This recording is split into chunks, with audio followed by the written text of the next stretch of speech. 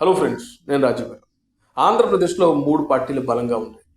ఒకటి తెలుగుదేశం, 2 వైఎస్ఆర్సీపీ, 3 జనసేన పార్టీ.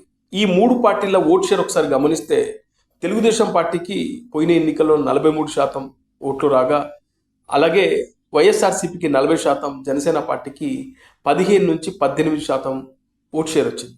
అయితే ఇక్కడ జనసేన, తెలుగుదేశం, బీజేపీ కూటమి ఏర్పడ్డాక వైఎస్ఆర్సీపీ ఒంటరైంది. అయితే ఇక్కడ మనం బీజేపీని ఈ కూటమి నుంచి కాస్త పక్కన పెడితే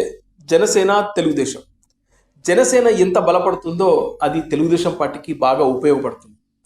తెలుగుదేశం పార్టీ పోయిన ఎన్నికల్లో గెలవడానికి ముఖ్య కారణం కూటమి లేకుండా ఎవరికి వాళ్ళు ఒంటరిగా పోటీ చేస్తే మళ్ళీ వైఎస్ఆర్సీపీ అధికారంలోకి వచ్చేది. వైఎస్ఆర్సీపీ వచ్చే ఎన్నికలను టార్గెట్ చేస్తుంది కూడా అలాగే. జనసేన, బీజేపీ, తెలుగుదేశం కూటమి ఏర్పడకుండా జనసేన పార్టీని ఈ కూటమి నుంచి బయటకు తీసుకురావడానికి తీవ్ర ప్రయత్నాలు చేస్తుంది. అందులో భాగంగా జనసేన పార్టీని అటువైపు తెలుగుదేశం పార్టీకి సంబంధించిన కార్యకర్తలను డిస్టర్బ్ చేస్తూ రెచ్చగొట్టే కార్యక్రమాలు చేస్తూ ఉంది. ఇది ఇరు పార్టీలకు సంబంధించి, అంటే జనసేన, తెలుగుదేశం ఇరు పార్టీలకు సంబంధించిన నాయకులకు కూడా తెలుసు. అయితే ఇక్కడ మెయిన్ ముఖ్యంగా తెలుగుదేశం పార్టీకి సంబంధించిన కార్యకర్తలు ఈ ఉచ్చులో పడుతున్నారు. అది ఏ విధంగా అంటే జనసేన పార్టీని గ్రౌండ్ లెవెల్లో తక్కువ చేసి మాట్లాడతాం. జనసేన పార్టీని తగ్గించడం ద్వారా ఇక్కడ తెలుగుదేశం పార్టీకే నష్టం అనే విషయాన్ని తెలుగుదేశం పార్టీకి సంబంధించిన కార్యకర్తలు, నాయకులు తెలుసుకోవడం లేదు. పైనున్నటువంటి అధినాయకులకు బాగా తెలుసు. పవన్ కళ్యాణ్ గారికి, చంద్రబాబు నాయుడు గారికి, లోకేష్ కూడా బాగా తెలుసు జనసేన విలువేంటో. జనసేన బలంగా ఉంటేనే అది తెలుగుదేశం పార్టీకి ఉపయోగపడుతుంది. జనసేన బలహీనపడితే అది తెలుగుదేశం పార్టీకే నష్టం.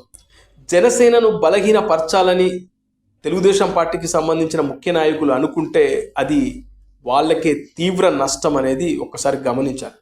ఎందుకంటే ఇక్కడ ఆంధ్రప్రదేశ్లో దాదాపు 40% ఓట్లతో వైఎస్ఆర్సీపీ సెకండ్ ప్లేస్లో ఉంది. మరి వైఎస్ఆర్సీపీ, తెలుగుదేశం, జనసేన వేరువేరుగా ఒంటరిగా పోటీ చేస్తే అప్పుడు గెలిచేది వైఎస్ఆర్సీపీ. ఇక్కడ జనసేన పార్టీకి 15-18% ఓట్ బ్యాంక్ ఉంది. ఇప్పుడు జనసేన తెలుగుదేశం పార్టీతో జత కట్టడం ద్వారా అదనంగా ఈ ఓట్ బ్యాంక్ కలిసి వస్తుంది. అలా కూటమి ద్వారా తెలుగుదేశం పార్టీ, జనసేన, బీజేపీ కలిసి వచ్చే 29 ఎన్నికల్లో కూడా మళ్ళీ విజయం సాధించవచ్చు. కానీ ఇక్కడ జరుగుతుంది ఏంది? జనసేన పార్టీని తగ్గిస్తున్నారు, జనసేన కార్యకర్తలను డిస్టర్బ్ చేస్తున్నారు. జనసేన ఎంత తగ్గితే మాకు లాభపడుతుందేమో అని తెలుగుదేశం పార్టీకి సంబంధించిన నాయకులు భావిస్తున్నట్లుగా కనబడుతుంది. అందుకే జనసేన పార్టీని తగ్గించే ప్రయత్నాలు చేస్తున్నారు. జనసేన పార్టీ వచ్చే ఎన్నికల కల్లా పక్కకి వెళ్ళిపోతే అప్పుడు వైసీపీ, తెలుగుదేశం పార్టీ రెండే మిగులుతాయి. కాబట్టి మా ఇద్దరి మధ్యనే పోటీ ఉంటుంది అనే ఆలోచన చేస్తే అంతకన్నా అవివేకం మరొకటి ఉంటుంది. ఎందుకంటే ఇక్కడ మళ్ళీ వైఎస్ఆర్సీపీ అధికారంలోకి వస్తుంది. ఇప్పటికే ఈ 2 సంవత్సరాలకు సంబంధించి పబ్లిక్ మైండ్ సెట్ను మనం గమనిస్తే పబ్లిక్లో కాస్త తేడా కనబడుతుంది. ఎందుకంటే జనాలు ఒకే పార్టీని అధికారంలో ఉంచాలని ఎప్పుడు కోరుకోరు. వాళ్ళ మైండ్ సెట్ మారుతుంది కాబట్టి ఎప్పటికప్పుడు చేంజ్ అవుతారు. కాబట్టి ఇప్పుడు తెలుగుదేశం కూటమి ఉండొచ్చు, రేపు మళ్ళీ వైసీపీ రావచ్చు. అందుకే ఇక్కడ కూటమి బలంగా ఉన్నంతకాలం వైఎస్ఆర్సీపీ గెలవలేదు అనే విషయాన్ని వైఎస్ఆర్సీపీకి సంబంధించిన నాయకులు ఎన్నోసార్లు మాట్లాడుతూ ఉన్నారు. అందుకే ఇక్కడ జనసేన పార్టీని కాపాడుకోవాల్సిన బాధ్యత తెలుగుదేశం పార్టీ పైన కూడా ఉంటుంది.